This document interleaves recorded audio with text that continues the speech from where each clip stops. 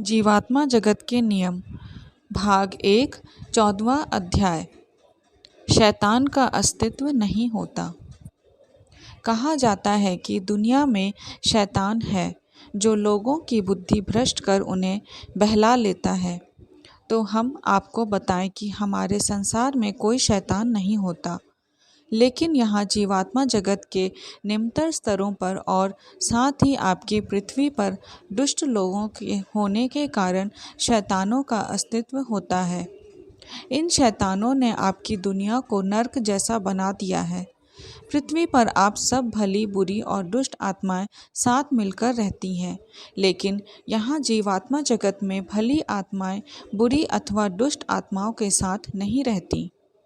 सारी भली आत्माएं एक साथ, सारी बुरी आत्माएं एक साथ, सारी दुष्ट आत्माएं एक साथ।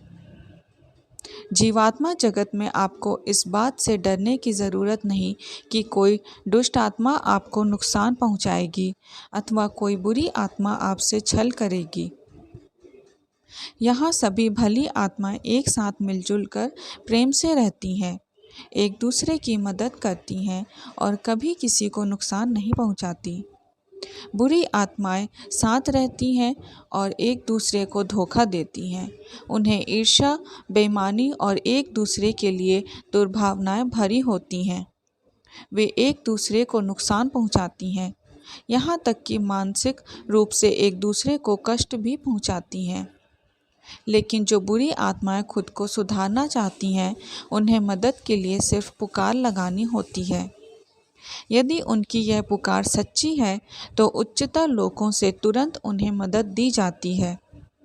उच्चतर लोकों की अनेक दयालु आत्माएं उनकी मदद के लिए जाती हैं और उन्हें कष्ट से बाहर निकालने की कोशिश करती हैं।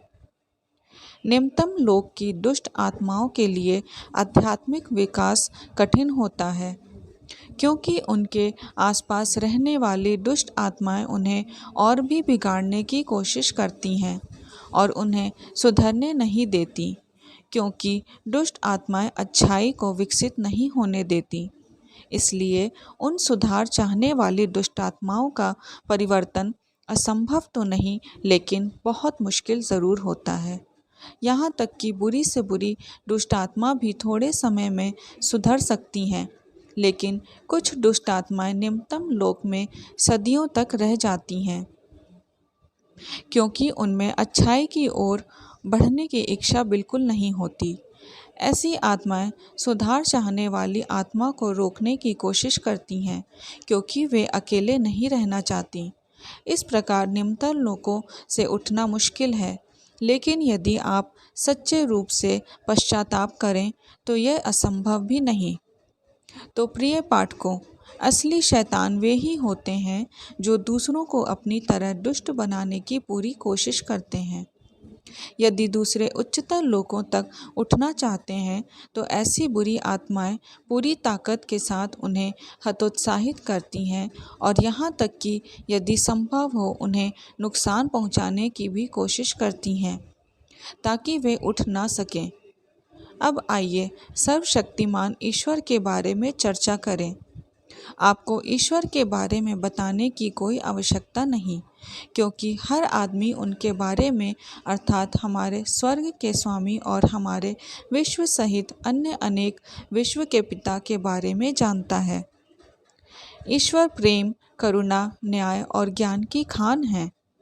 वह स्वर्ग के न्यायशील स्वामी हैं जो कभी किसी भी आत्मा के साथ अन्याय नहीं करते।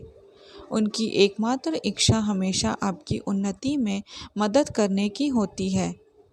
वह आपको अपने कुविचारों से छुटकारा पाने, अपनी आत्मा को शुद्ध करने और खुद को खुशहाल बनाने में आपकी मदद करते हैं।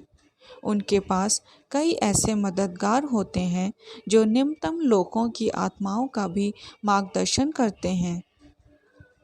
इसलिए आप इस बात को लेकर निश्चिंत रहिए कि उनकी करुणा और प्रेम कभी व्यर्थ नहीं जाते और वे दुष्टतम आत्माओं को भी उच्चतर लोकों की ओर ले जा सकते हैं। 15वां अध्याय। मनुष्य जो बोता है वही काटता है। पृथ्वी पर बहुत से लोग आमतौर पर मृत्यु के बाद भी जीवन है इसमें विश्वास नहीं करते। जो विश्वास करते हैं वे शाश्वत शांति में भरोसा करते हैं और मानते हैं कि इसका अर्थ है हमेशा हमेशा के लिए सोते रहना। कितना मूर्खता भरा निष्कर्ष है और कितना भ्रांत विचार। जीवात्मा जगत में हम पृथ्वी पर आपकी तुलना में अधिक जीवंत होते हैं, क्योंकि हम शरीर के दुख दर्द से मुक्त होते हैं। हम लगभग हमेशा ही प्रसन्न रहते हैं और हम भौतिक शरीर के बोझ से मुक्त जीवात्माएं होती हैं। हम वह कार्य कर सकते हैं जो हमें पसंद है। हमारा आपस में झगड़ा नहीं होता, हम एक दूसरे को दुख नहीं पहुंचाते और हम कभी भी चोरी या एक दूसरे का नुकसान नहीं करते। इसलिए हमें अपने घरों की सुरक्षा करने की ज़रूरत नहीं पड़ती। हम पूरी तरह स्वतंत्र हैं और हमारी स्वतंत्रता सर्वशक्तिमान ईश्वर द्वारा हमें दी गई है। यदि हम पढ़ना चाहते हैं तो हम पढ़ते हैं, यदि हम काम करना चाहते हैं तो हम काम करते हैं, यदि हम आराम करना चाहते हैं तो हम आराम करते हैं, यदि हमारी इच्छा अपने किसी दोस्त से मिलने की होती है तो हम उससे मिलते हैं, यदि हमारा मन प्रार्थना करना चाहता हो तो हम प्रार्थना करते हैं। हमें जो भी करने की इच्छा होती है हम वह करते हैं। तो क्या इसका अर्थ यह नहीं कि हम आप सबकी तुलना में अधिक स्वतंत्र हैं? क्या हम आपकी तुलना में अधिक जीवंत और अधिक जानकार नहीं हैं? और क्या हम आपको आपकी तुलना में अधिक नहीं जानते?